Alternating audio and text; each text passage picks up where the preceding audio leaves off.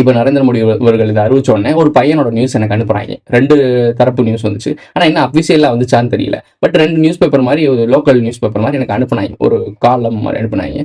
அந்த பையன் என்ன பண்ணியிருக்கான் அப்படின்னா, தன்னுடைய தலையில சும்மா இருக்குல்ல, இப்போ ஒவ்வொரு நபரோட மேலேயும் கிட்டத்தட்ட லட்சக்கணக்கான கடன் இந்தியா கவர்மெண்ட் வாங்கி வச்சிருக்கு. ஸோ இப்போ ஏன் சொந்த கடனை நான் அடைக்க போறேன்னு சொல்லிட்டு அந்த பையன் தன்னோட கடனை அடைச்சிட்டான்னு சொல்லி ஒரு சர்டிஃபிகேட் மாதிரி ஒன்று ரிலீஸ் பண்ணி இது பண்ணிட்டு இருக்காங்க. அதாவது நாடு நம்ம பேர்ல கடன் வாங்கியிருக்கு, நாம கடன் வாங்கல.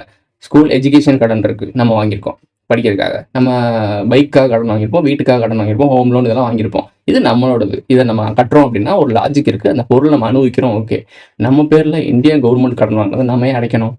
ஸோ இங்கே தான் நீங்கள் 1962க்கு போகணும். ஸோ பாயிண்ட் பண்ணிக்கோங்க. இந்த பையன் கொடுத்ததா சொல்லி இந்த நியூஸை நீங்கள் பார்த்துருப்பீங்க.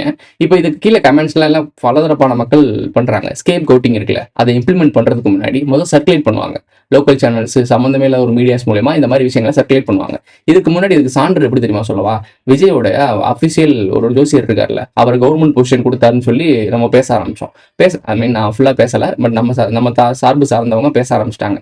ஸோ நான் ஒரு போஸ்ட் மட்டும் போட்டிருந்தேன், வீடியோவில் ஒரு போஸ்ட் மட்டும் போட்டிருந்தேன். அந்த ஜோசியருக்கு அரசாங்க அதிகாரம் கொடுத்தோடனே எல்லாரும் அடிக்க ஆரம்பிச்சோடனே சர்க்குலேட் பண்ணப்பட்டுச்சு.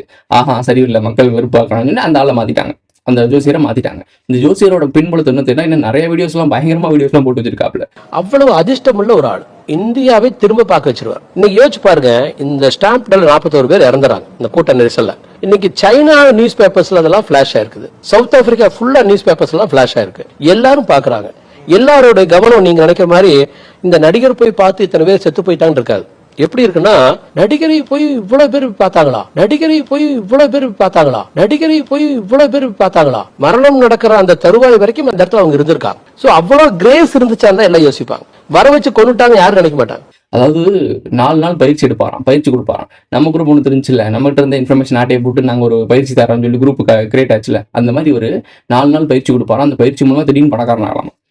இவர் நம்பி தான் விஜய் அவர்கள் சிஎம் ஆயிருக்காரு. சரி, இதெல்லாம் வேணாம், நமக்கு அவரோட பர்சனல் ஜோசியர், அது நமக்கு தேவையில்ல. ஸோ இந்த இன்ஃபர்மேஷன் அவட சொல்கிறேன்.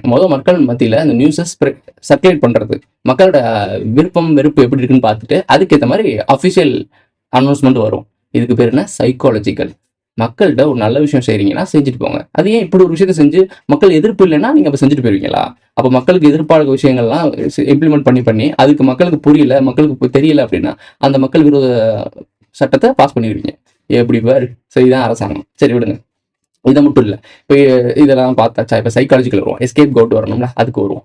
இந்த பையன் எனக்கு ஆசை கொடுத்தான்னு சொல்லி இந்த நியூஸ் பார்த்துருப்பீங்க, எல்லாருமே கரெக்டாக பார்த்துருப்பீங்க. நீங்களும் இப்போ செக் பண்ணியிருப்பீங்க, இல்லை உங்கள் கண்ணு கூட வந்திருக்கும் இந்த நியூஸ்.